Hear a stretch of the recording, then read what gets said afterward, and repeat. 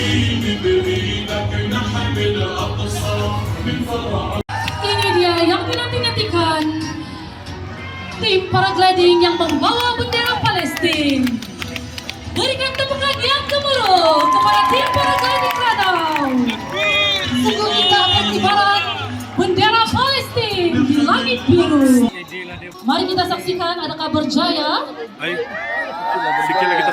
suatu misi yang agak berani dan sukar karena terdapat faktor angin yang mempengaruhi landing mereka.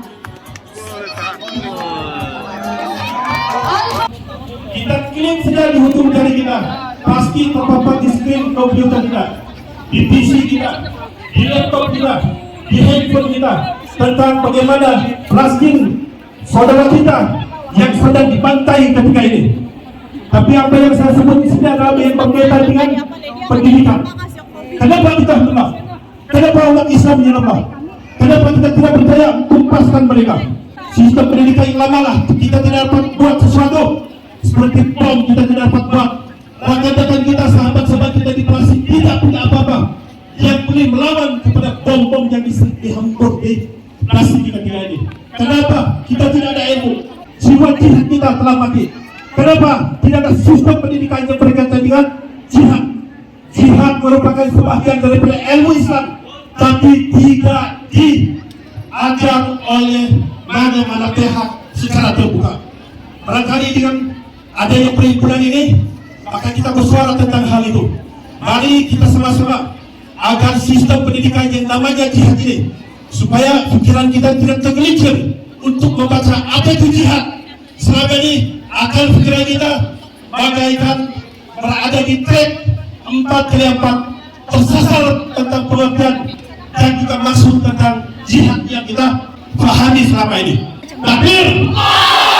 Takbir! Takbir! Takbir! Hanya dengan sistem pendidikan kita boleh bersama-sama dengan mereka. Maka dengan itu saya melihat daerah Radau, di antara daerah yang punya sistem pendidikan ataupun lembaga yang ada di belakang kita ada MRSN.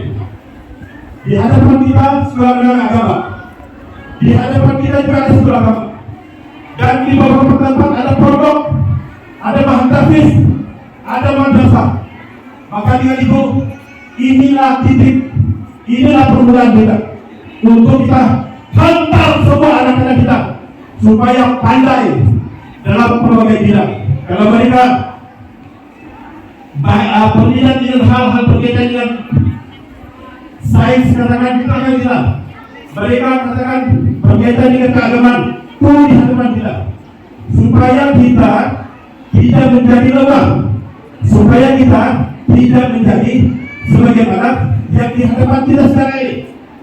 Pada saya pelaku di negara Palestina ini merupakan sebuah pendidikan.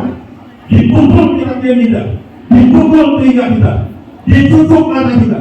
Tapi kita daripada sekian waktu yang saya tahu, semenjak saya mengucap 25 syahadat, perang itu sudah ada. Enggak, bukan kemana-mana.